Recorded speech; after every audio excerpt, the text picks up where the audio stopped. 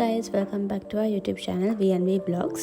ඉතින් අපි යන කාලයකට පස්සේ අපේ pregnancy journey එකේ videos තමයි ඔයගලන්ට අරගෙන එන්නේ.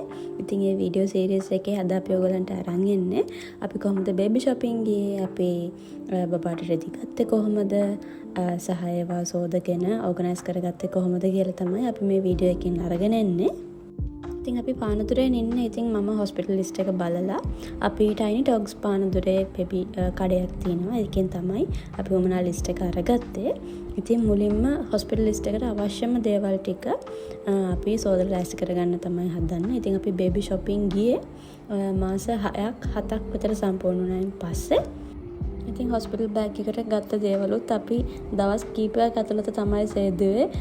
මොකද අපි දෙන්නම ගෙදර හිටියේ නැහැ. ඒ දවස්වල work කරන දෙන්න තමයි හිටියේ. ඉතින් හම්බ වෙන පොඩි නිවාඩු වෙලාවකදී පොඩ සෝදලා ලෑස්ති කරගත්තා. ඉතින් ඒකෙනුත් මුලින්ම අපි සෝදලා ලෑස්ති කරගන්න හදන්නේ බබාට ගත්ත baby nappies සහ baby gown ටික. ඉතින් අපිට පුතෙක් තමයි හම්බ වෙන්නේ ඉන්නේ. ඒ හින්දා අපි නිල් පාටින් මේවා ලෑස්ති කරගත්තා. ඉතින් මම නැපි කෑලි ගත්තා 30ක් විතර සිංගල් සහ ඩබල් නැපිස් විදිහට. බේබි ගවුන් 10ක් ගත්තා. නිල් පාට ඒවායින් 5යි. එම්බ්‍රොයිඩර් කරපු සුදු ඒවායින් 5කුයි. ඉතින් තාත්තා තමයි මේවා ටික ගොඩක් ඒවා සෝදලා දුන්නේ. මුලින්ම අපි ඉතින් ෆැබ්‍රික් වොෂ් එකකුත් ගත්තා. බඩු ගන්න ඇති ඒකෙන් ටිකක් දාලා ඒකේ පොඟවලා තියලා ඊට පස්සේ ආයි normal වතුරෙනුත් සෝදලා අන්තිමට උණු වතුරෙනුත් සෝදලා තමයි මේවා අවුව දාලා හොඳට වේල ගන්න හදන්නේ. ඉතින් ඔන්න මේ ලෝඩ් එක නම් තාත්තම තමයි හේදුවේ. මම කරේ ගිල වනපු එක විතරයි. ඉතින් ඔන්න officially අපි baby cloth washing පටන් ගත්තා. ඉතින් ඒ සෝදන ටික අපි අයන් කළා ප්ලාස්ටික් කළාම තියාගත්තා. ගෙනියන්න ඕන බෑග්ස් වලට සිප්ලොක් බෑග්ස් වලට දාලා. මොකද මම කලිනුත් කිව්වා වගේ අපි මේව දවස් ගාණක් ඇතුළත තමයි චුට්ට සෝදලා ලෑස්ති කරගත්තේ. ඉතින් ඔන්න එදා සෝදගත්ත ලෝඩ් එක මේ විදිහට හොඳට ආයන කළා, නවලා කළා ලෑස්ති කරගත්තා අපි දෙන්නම.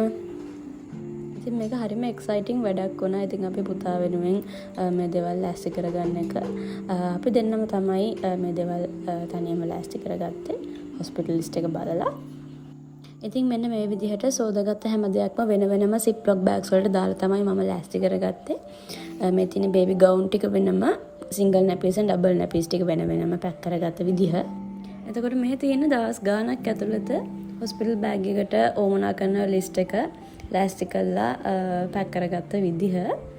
ඉතින් මෙතන තියෙනවා බබාගේ හොස්පිටල් බෑග් එකට, ලේබර් රූම් බෑග් එකට සහ මගේ බෑග් එකට ලෑස්ති කරගත්ත දේවල් ටික ඔක්කොම මේ විදිහට වෙන වෙනම බෑග්ස් වලට පැක් කරලා හොයාගන්න ලේසි වෙන විදිහට මම නේම් ටැග්ස් එහෙමත් ගහලා තමයි මේවා ලෑස්ති කරගත්තේ. ඉතින් මේ තියෙන්නේ නේම් ටැග්ස් ලෑස්ති කරගන්න විදිහ.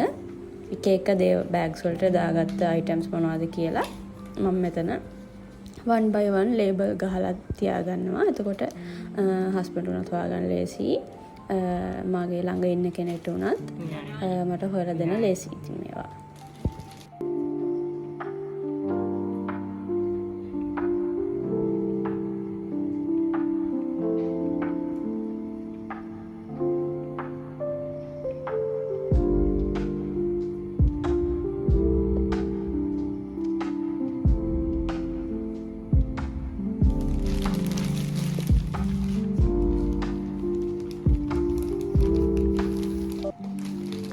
මෙන්න මේ විදිහට ඔක්කොම අයිටම්ස් ටික ලේබල් කරගෙන ඉවරයි මේ වෙනකොට.